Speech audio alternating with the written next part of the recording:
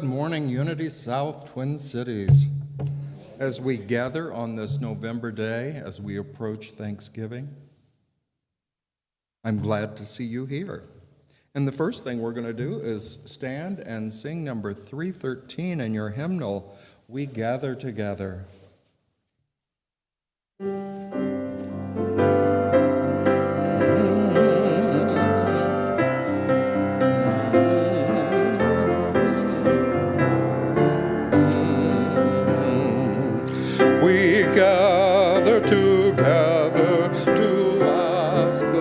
Blessing in silence and service, His will is now done.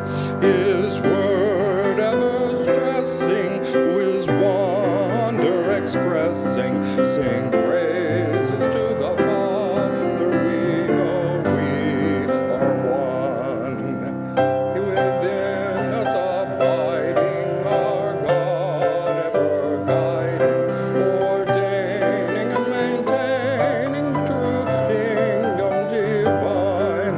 As from the beginning, the prize we are winning. Oh, light, reveal the way. Oh, love in us shine. We come to sing praises with glad hallelujahs, and know that in giving our blessing shall be. Let this congregation proclaim the new creation. In spirit we are one, in Christ we are free. Very good. Please have a seat.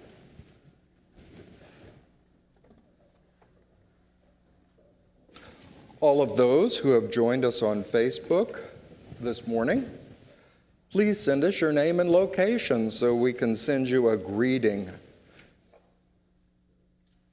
For those present in our sanctuary, please silence your phones and other devices. Today, it is my pleasure, along with Judy Moen, our music director, to welcome our guest vocalist, Thomasina Petrus, this morning. Yay! And we have our tech team of Adam Schneider on computer cameras and microphones. So he is a busy man this morning. Let us now join together in our opening prayer, setting our intention for this time we spend together in celebration and gratitude. I invite you to join with me. Eternal Spirit and source of all creation, we acknowledge you this day as we gather as a spiritual community. Jesus Christ, our way shower, the guide to the pilgrimage for all seekers, proclaimed that it is your infinite love that provides the kingdom of all possibility in which we live. We commit now to turning our eyes from fault finding to abundance discerning. Even the obstacles and challenges we think we see actually hold good, hidden gifts through our journey of life. With our compassionate hearts, we consider those who struggle through life. We reach out to them silently and actively to help and guide your entire holy human family toward a world that works for all. Now, alert and aware of your abundant provision, we can boldly affirm together our statement of being. There is but one presence and one power in my life, in this church, and in the universe, God, the omnipotent good, and so it is. And we say, Amen. And it's now my pleasure to invite my assistant this morning, Don Rollefson, licensed Unity teacher, to the platform to get me going.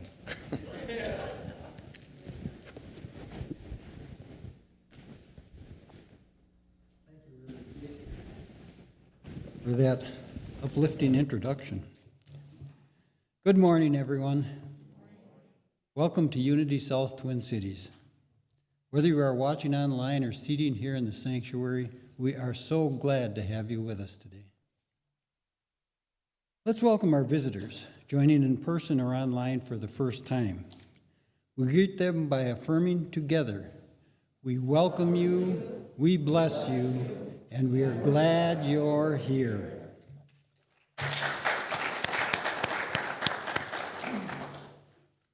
As we gather together, let us look beyond appearances to see the essential truth.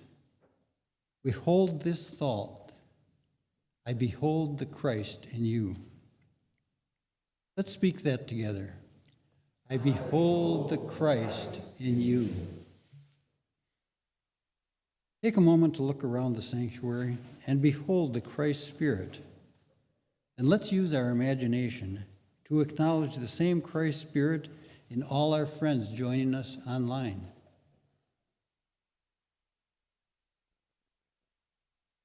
As we hold our service today, it expands our awareness to acknowledge religious celebrations held this week throughout the world. Thursday is Thanksgiving, and many cultures celebrate harvest festivals at this time. November began with All Saints and All Souls, Day of the Dead, and India's tradition of Diwali. This month will end with the Jewish observance of Hanukkah and the beginning of the Christian Advent season. Let us respect truth speakers everywhere who turn their attention toward the Creator of all. We offer this blessing for all communities. We honor the truth in your tradition. Let's say that together. We honor the truth in your tradition. Now returning our focus to our ministry, we join in the Unity South centering statement with focused thought and warmth of feeling. Together, centered in God, assured by faith, and prospered by divine love, we boldly move forward to serve humanity by building our lives and Unity South Church together. As you prepare this week for the American tradition of Thanksgiving, we invite you to the spiritual meal known as Holy Communion on Wednesday, November 24th from 6 to 6:45 p.m. Join us next Sunday, November 28th, as we begin the season of Advent, the annual adventure into the Christmas experience. The traditional theme for the first Sunday of Advent is hope, and Unity expands this idea into faith. Let's explore how hope evolves into faith as we prepare ourselves and our church for a deeply meaningful Christmas. You will receive a free gift of the Unity Advent Guide entitled A Christmas to Remember. Holly Circle and Jimmy Steffen will be our musicians next week, and I will be your service assistant. Now let us prepare for a time of community prayer as I read the daily word. The word for Sunday, November 21st, 2021 is grace. Grace is my constant blessing. I discover grace all around me when I open my eyes, my mind, and my heart to its presence. Grace reminds me that God's love is active everywhere and at every moment. Grace can be as quiet as a whisper. It's in the love I hear in the voice of someone dear and in the warmth and tenderness of comforting touch. Grace is in the heartfelt welcome I receive when invited into a friend's home. It's the bliss I feel when I know I truly belong. God is the heart of all grace, as goodness and kindness in action, always mine to receive and give in kind. My growing awareness inspires me to share this activity of God generously by calling it into expression. From Acts chapter 20, verse 32, and now I commend you to God and to the message of his grace, a message that is able to build you up and to give you the inheritance among all who are sanctified. Let's reflect for a moment on grace.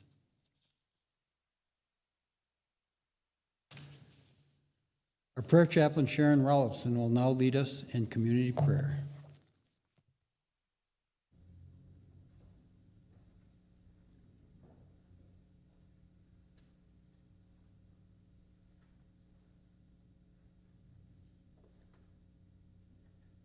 We acknowledge the power of praying together. Our silent unity affirmation: I breathe in an atmosphere of God's perfect peace. Breathing out, I release accumulated tension and distractions, becoming aware of peace, perfect peace, with my next breath. God is my source of peace, complete peace. All that has been before this moment is now harmonized in the light of divine love, where I am centered in peace in the silence. As we rest in our chairs from the external activities of our Thanksgiving celebration, we spend this time being thankful. We spend this time in prayer to recognize the many blessings of this life. We allow harmony to envelop our world. In this truth of wholeness, God's fullness of life fills our life with well-being. We thrive in the very spirit of thanksgiving and all that it means to us. We are aware that God is always with us. Every cell in our body is now filled with healing power and strength as we are renewed and made whole. Each cell in our body holds the imprint of the divine. We are whole in this moment. We connect to infinite, abundant spiritual supply. We give thanks for the prospering power of God as we recognize and appreciate all that we have, all that we desire, in this awareness of plenty. We affirm God's wisdom and peace as we include every name and situation in our prayer box here at Unity South. We know that Spirit is working in each and every life. We attune to the light of God as we recognize the good within all people. In a consciousness of peace, power, and plenty, we emerge from this prayerful place into the radiant world as we allow one moment of silence.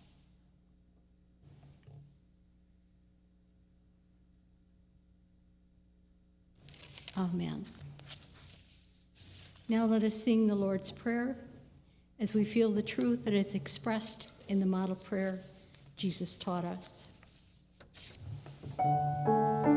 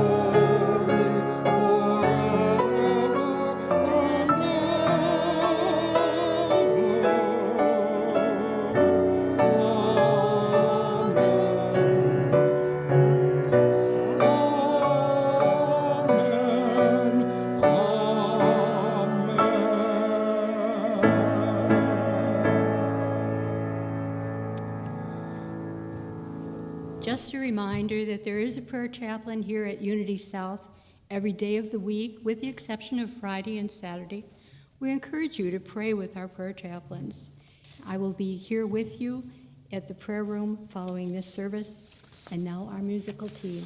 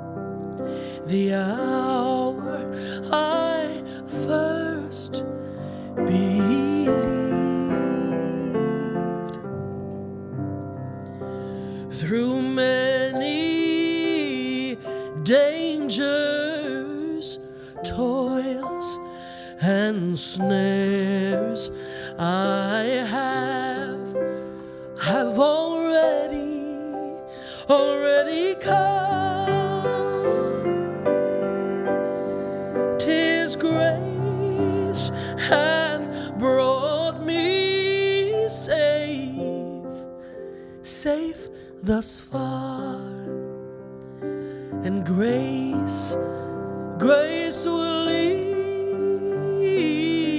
me home.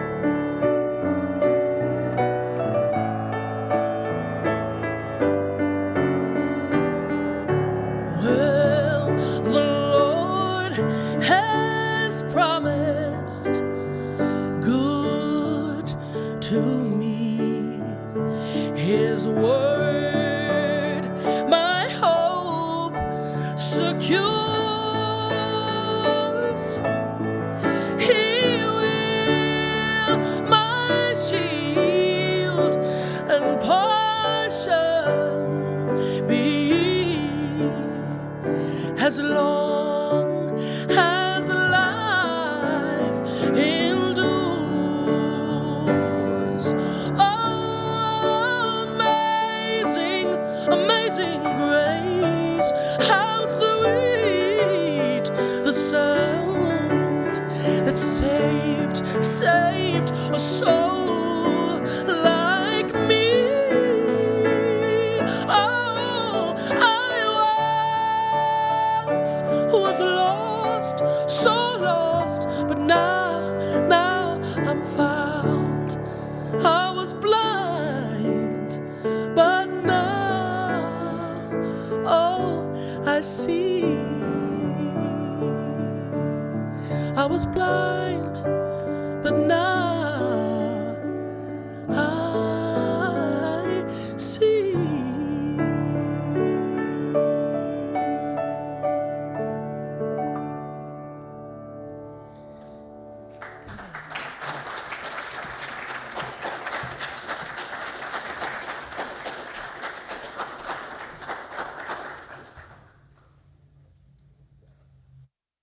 Judy and Thomasina, because you created that feeling power to what I want to talk about today as we conclude this series, The Keys to the Kingdom. The ideas are powerful, and they do open new experiences for us. But they also require that we feel their truth. And I was so touched with that phrase, the hour I first believed. Because I believe that's how our entire unity movement started. By the mother of unity, Myrtle Fillmore, because she told many years later of her healing and how her spiritual healing began when she caught that idea. The hour she first believed, I'm a child of God. Therefore, I do not inherit sickness. I am God's good creation.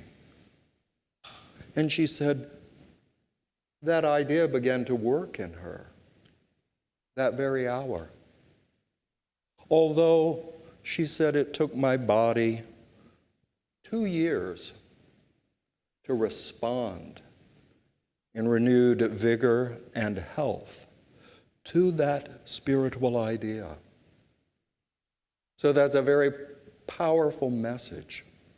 The amazing grace that begins when we catch an idea of truth, a greater vision for our life. And then we must endure, we must practice, we must be consistent in our outer activity and gentle with this physical body, as it requires time here on earth to gradually respond to that greater truth, that greater grace within. But before I begin my message this morning and find the right book, I just wanted to remind us to keep all of those in our city and our state in our prayer. Lately, Minnesota has had one of the highest COVID infection rates in the country, and our neighbors to the east and west as well, as we make this shift into greater indoor living through the winter. And so I just wanted to say, let's be mindful of one another while we're here at the church, wearing our masks and keeping a social distance as appropriate. Today, it's my pleasure to bring to graceful conclusion the keys to the kingdom. This is our 7th week, and now we enter a door into a greater realm, a new idea. Now, perhaps some of you in the past weeks have followed along with the practices and the ideas that I shared from the Keys to the Kingdom, originated by David Owen Ritz at the Spiritual Living Center in Sarasota, Florida. And perhaps you've cleaned those closets out a little bit. Or perhaps you have been willing to let go of some resentments or hard feelings you have held, even judgments against yourself. You've said, yes, I'm ready to lay that burden down. Or perhaps in one of the other weeks when we talked about vision, you caught a new vision. You thought about the goals you hold in your life in a more expansive way. These are all practical fruits of following the 7 keys to the kingdom, but they are simply offered as tools. And of course, there are many other traditions. We well know Charles Fillmore left us the 12 powers. These 12 powers were also tools to open our consciousness to a greater truth, a greater vision of our life, and all that it could be, expressing its God design, the perfect idea of life that God created in each one of us. So whatever tools you work with, the 12 powers, the keys to the kingdom, 4T, we could go on in various courses that have been developed. Tools. They are simply tools to help you catch that graceful, amazing grace vision of your life. And to, as the keys say, to step into the flow of life. The flow of life. Now, what does that mean? I've mentioned it more than once, perhaps too many times. But this flow of life is not amassing more possessions, getting more things that we can what? Fill our closets with. That's not what the keys is about. Your practice of the keys may bring good things into your life. I'm sure it will. But the real essence is to open your consciousness to the goodness of the very source of your life. Jesus called it the daily bread. All that is necessary for you to have a full, free, flowing life of good. To do what is your highest dream and vision in your life, whether it's music, whether it's art, whether it's the healing arts, the financial arts, ministerial arts, whatever it is, these tools are to help you get into a greater flow of your good, of your life. In this concluding lesson, David Owen Ritz explained the 7th key this way. In the allegorical creation story in the 1st chapter of Genesis, God created the world in 6 days and then rested on the 7th day to observe and enjoy the creation. The author of Genesis did not number the days in the story randomly. The numbers 6 and 7 have mystical meanings. Ancient teachers used the number 6 to symbolize the period of work necessary to create something new. The number 7 indicates that the creation cycle is complete and a new level of being has been achieved. We have explored and put into action 6 steps to building a new consciousness of abundance. Like the 6 days of creation, these 6 steps outline the work necessary to create an expanded new awareness of life. The 7th step completes the process. It marks the point at which your new spiritual awareness begins to emerge as a whole new level of living. Now, we've learned in the last 6 weeks and put into practice many tools. So now you have a key ring, much like my church key ring that's got a weighty mass of different keys for different purposes upon it. So I want to recall, the first key is commitment. Before we begin anything, we have to commit ourselves to that goal, to that purpose, to that intention. If we don't make the commitment, what happens? Has anyone had that experience at New Year's? Making a resolution only to find about 2 weeks later that we've forgotten what the resolution was? So making a commitment. It's not merely adopting a new behavior until the going gets difficult. Commitment is a firm and irrevocable decision to a new way of living. Your commitment focuses your energy upon your goal. When problems come up, and they often do, you have the faith to overcome them because your perspective of potential is already on the far side of the obstacle.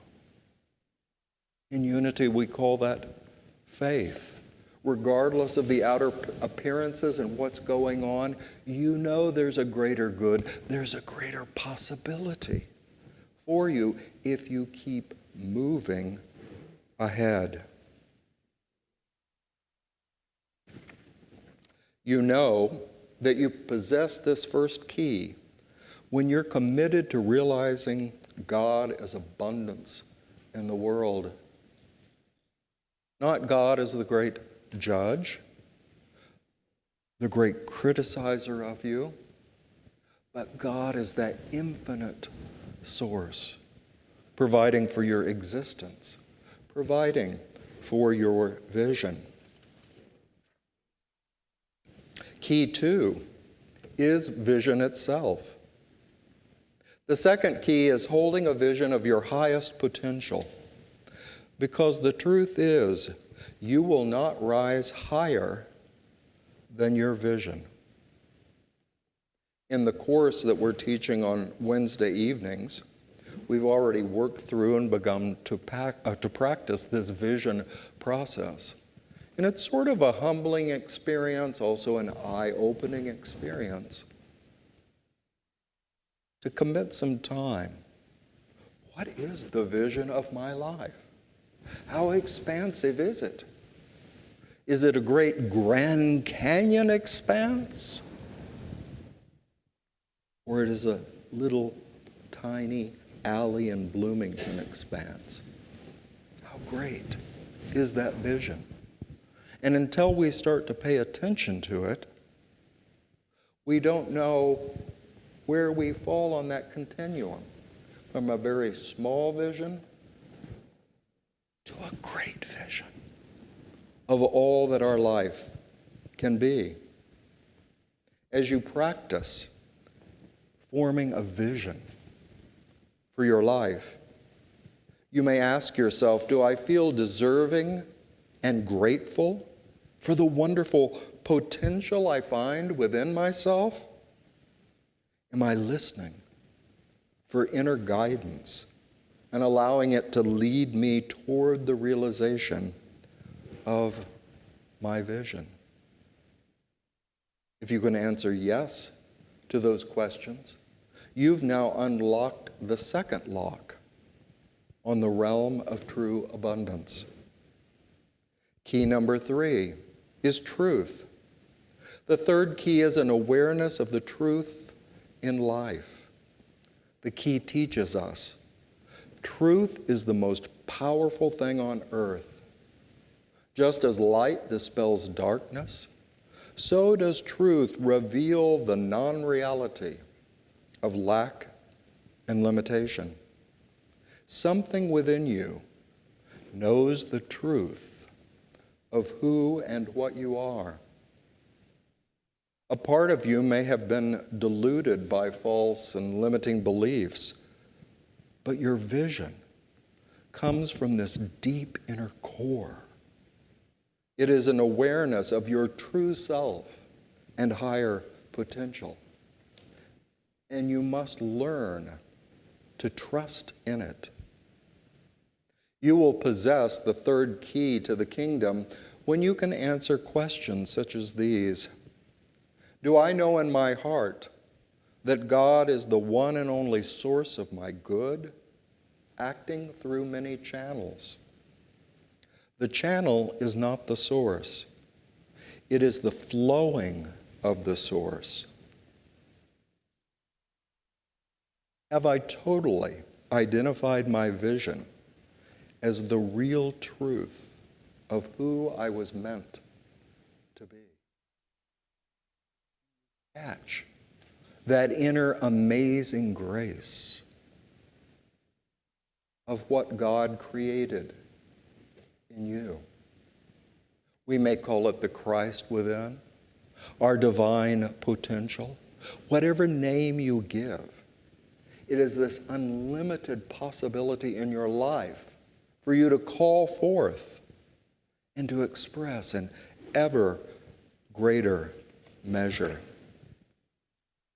Key 4, we experience the law of circulation. Ritz describes this awareness as givers move in a graceful concert with life because they have begun to discover their own spiritual nature and by their giving have established themselves in the divine flow. Such people are never without possibilities for good because their giving has opened their consciousness to an infinite source. Givers know God in a way that others cannot because givers have learned to allow God to work through them. They have learned to live in that flow of life. Greatly they have received, and greatly they give. This spiritual law of circulation has been taught through all culture and throughout time, such as what you sow, you will reap. What goes around comes around. Or that golden rule, treat others as you would have them treat you. That law of circulation. Giving and receiving are two aspects of the same thing, inseparable, like two sides of a coin. Just as something always rushes in to fill a vacuum, Spirit responds without hesitation to the vacuum you create through your unconditional free giving. Consider these questions. Have I made room in my life for the good that I desire by releasing what no longer serves me? Do I have a joyful and loving attitude when I'm called upon to give? Key number 5 is forgiveness. It's another aspect of the law of circulation. You cannot come into a full realization of the presence of God in your daily life if unhealed pain and resentment of the past color your perception. Forgiveness is the way to release the energy from the past that blocks your awareness of God's rich abundance.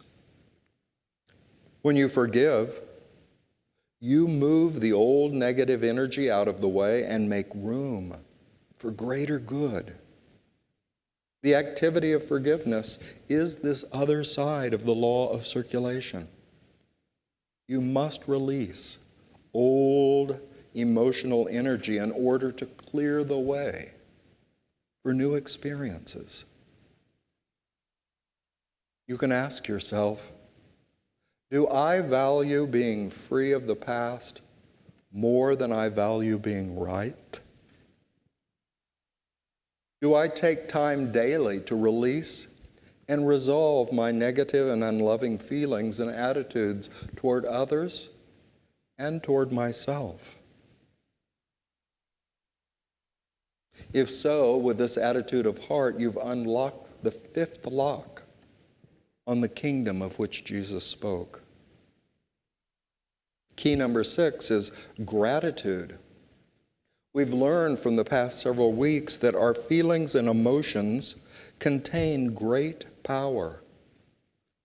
They are not just experiences you have as a result of things that happen to you. They are the channels through which you direct your creative energy and shape your experience. We learned about that wonderful term of David Ritt's, proactive gratitude. Gratitude which is intentional, conscious, and very powerful.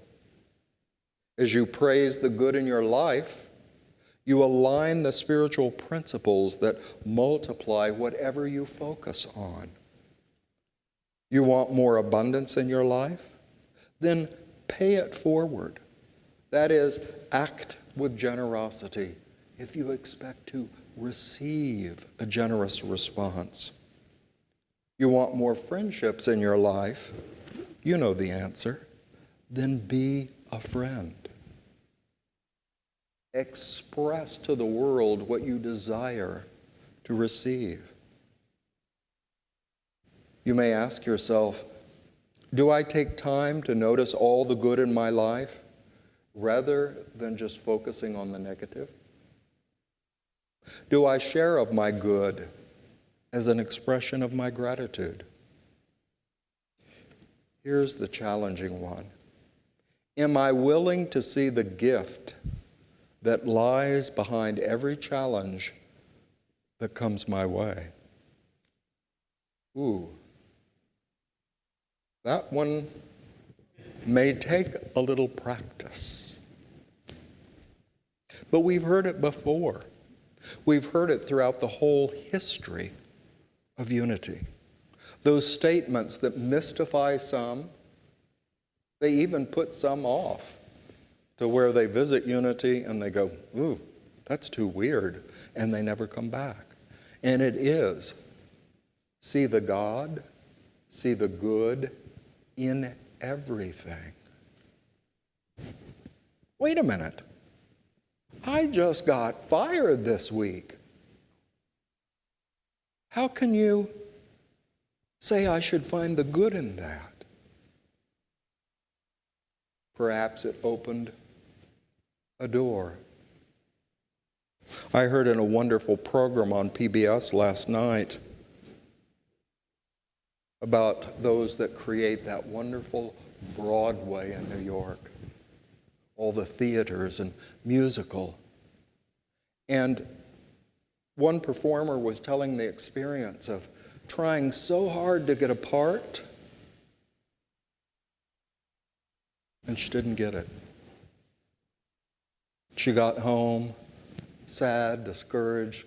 The phone rang, and she was just offered the part that made her reputation, that set her whole career going.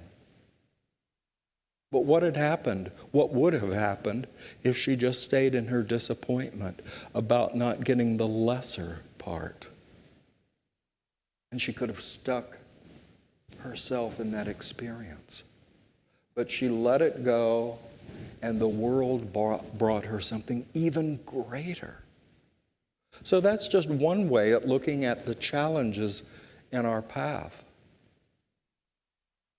We can worry, we can cry, we can complain, or we can see the potential of good, the potential of a new opportunity, of learning new skills to navigate through that situation.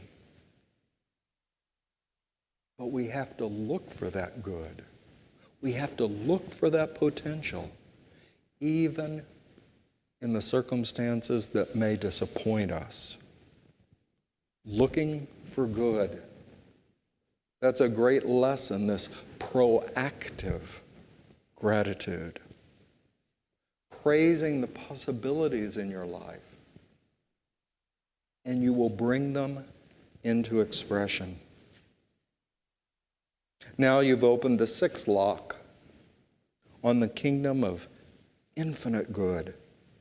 You're ready to enter a new state of living And now you're given the seventh key. The seventh key opens a door to what we might call the kingdom of all possibility. Remember, Jesus spoke about the kingdom of God more than any other subject recorded in the gospel. Was his focus on that realm of possibility. He said, it's right here at hand, in your very midst. And so the seventh key is that willingness to step through that portal into a bigger life, into a greater expression of all your Creator has intended you to be. You may remember in the past several weeks, I've offered you a theme that the Fillmores focused on 100 years ago. It was not an idea unique to them. They were simply working with it, exploring with it. And it was this idea that God, the creator of all, involved itself in you, placed life, wisdom, love, creativity in you. Now it is your job to evolve what God involved in you. To take the gifts of life, all these faculties that Charles named the 12 powers, and to bring them into greater expression. God is involved in you. What are you going to evolve out of that truth? Out of the divine center? Well, the author of the Keys to the Kingdom ends with this idea, something we have taught in Unity always, and that is your divine name. Your divine name is I am. I am. That is the inner name God has given you. And now you have the freedom to attach I am to an infinite number of possibilities. Charles often spoke to his congregation in Kansas City and said, you tell me of your health difficulties, but yet I hear you saying, I am sick, I am tired, identifying your central truth to sickness, weakness, stupidity. He said, be careful what you attach your divine name to. I am. You fill in the blank. But I particularly like how this truth is taught by the minister Joel Osteen in Houston. He said, whatever you attach your divine name, your I am to, is going to come looking for you. Whatever you attach that I am to will come looking for you. And of course, he goes on in his unique way to say, if you say, I'm old, wrinkles will come looking for you. So remember the power I am. Many teachers feel or have taught, if you are expressing an inner sense of discouragement or fatigue, say, I feel tired. But notice the difference. Not I am tired. Attaching your truth to something less than. We can say, I feel such and such an emotion, but reserve that I am for the greatest truth, the greatest vision, the greatest hope, the greatest intention that you hold for your life. Claim that with your I am. So let us now step in to this greater vision of our life by entering the silence. And for a moment, I'll only give you a leading thought. Then I want you to hold that in the silence for a few minutes. Let it sink deep into the center of your being. Almighty Spirit, Creator of life, you have brought this world into being. You have brought me into being. The greatest vision, the greatest thought, the greatest idea that I can hold for my life, I express by saying, I am. And you complete that phrase. I am. And speak your truth in the silence.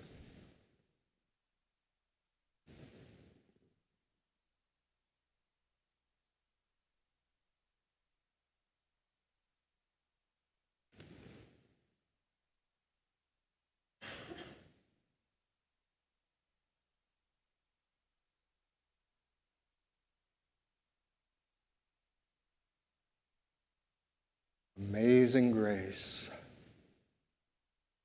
How sweet the sound. The vision I caught of my truth,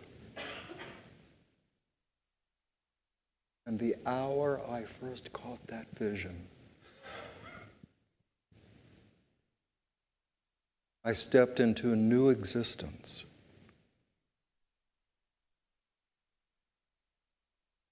I stepped into the flow of God's great intention for my life. How big do you really think God's idea is of you?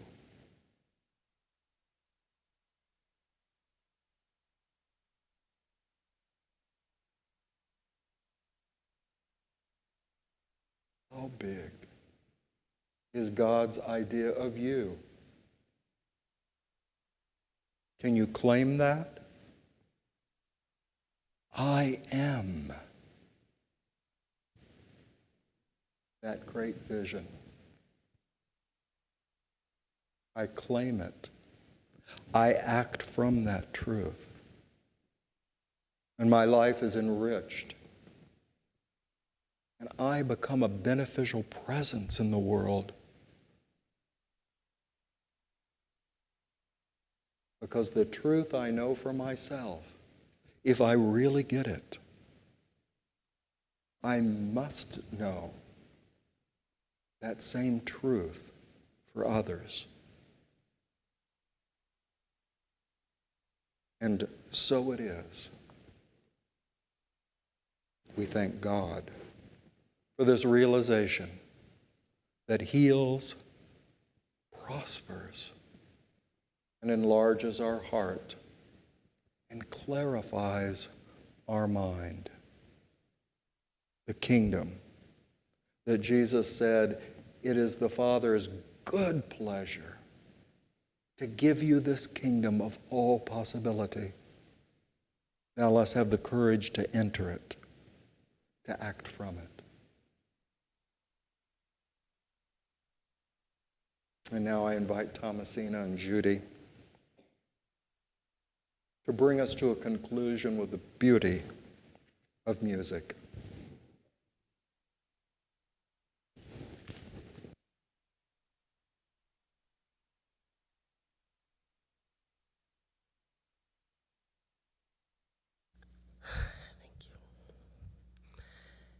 Them that's got shall have, them that's not shall lose.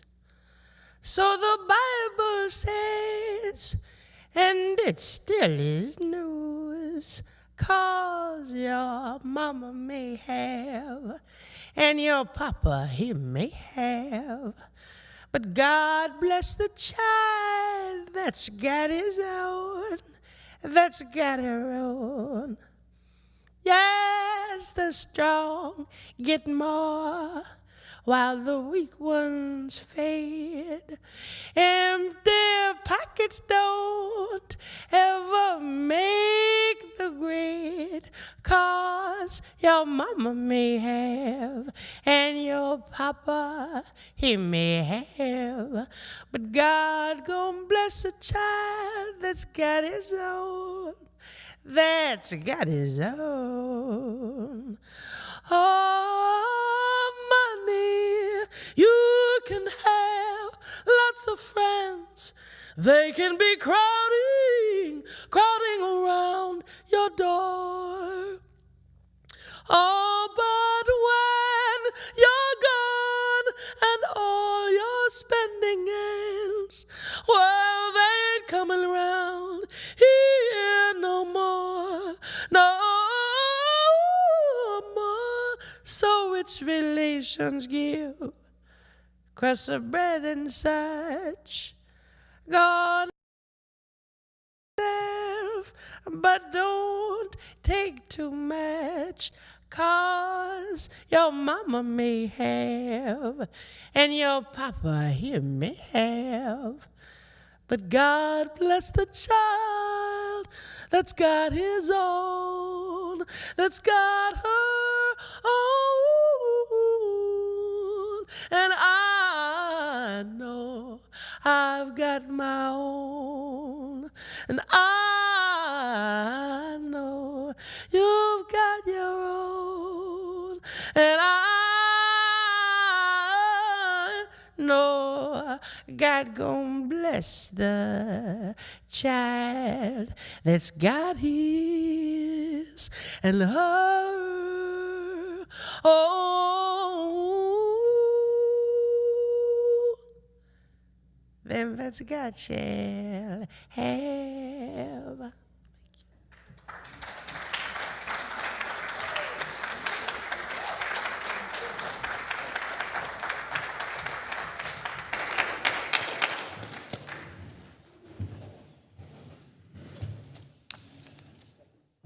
Thank you so much, Thomasina. That was beautiful. We are grateful for all the gifts sent by mail or given online or received in this sanctuary. Together, we will keep this ministry energized to complete its important mission so that all who turn to Unity South will be embraced, loved, and empowered by our collective consciousness. Please hold your gift in your hand or mind, for this is our sacred offering, as we affirm together, divine love flowing through me blesses and multiplies all the good that I am and have, all the good that I give and receive, and I am grateful.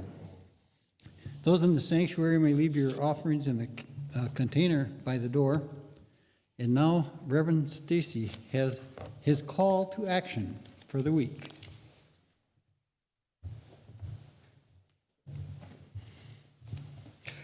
Actually, I've given you a lot of assignments in the last few weeks, a lot. So today I'm just going to give you a simple question to contemplate this week. Thomasina gave us a hint. Well, at least through Billy's voice, a hint. Your papa may have and your mama may have, but the blessing comes to the child that has her own. What is that? So I'm posing this question for you. Do you have your own? Do you have your own vision, your own dream? And are you willing to walk through the door of that dream's greater expression? If you are, it will bring changes in your life. Some might even feel awkward or kind of unknown. But are you willing to take that step through a door into a greater expression of what God intends you to be? Meditate on that thought. And now I invite you to stand and join with me in singing our closing song, the words on the back of your bulletin, although you know it well. And see what feeling and vision this creates.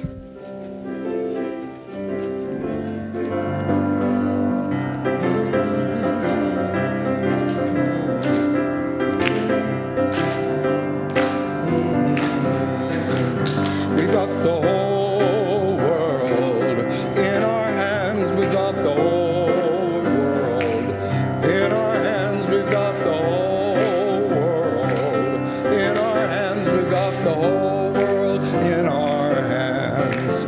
We've got you and me, brother, in our hands. We've got you and me, sister, in our hands. We've got you and me, brother, in our hands. We've got the whole world in our hands. We've got the whole world in our hands. We've got the whole world in our hands. We've got the whole world in our hands. We've got the whole world in our hands.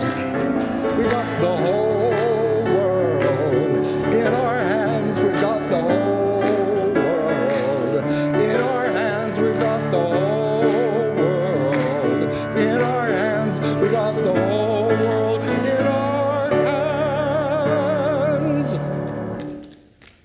Do you believe that? Are you going to go out and live your life like that? You've got the whole world of possibility in your creative hands, your perceptive mind, and your vision of God's good everywhere present. And so it is. So let us seal this time with our prayer for protection. Together, the light of God surrounds us. The love of God enfolds us. The power of God protects us. The presence of God watches over us. Wherever we are, God is, and all is well. And as you go today, I know that Don and Sue are working downstairs to provide some delicious refreshments. So go down and visit and enjoy some refreshments. Have a great week, and I encourage you to join us Wednesday evening for communion at 6.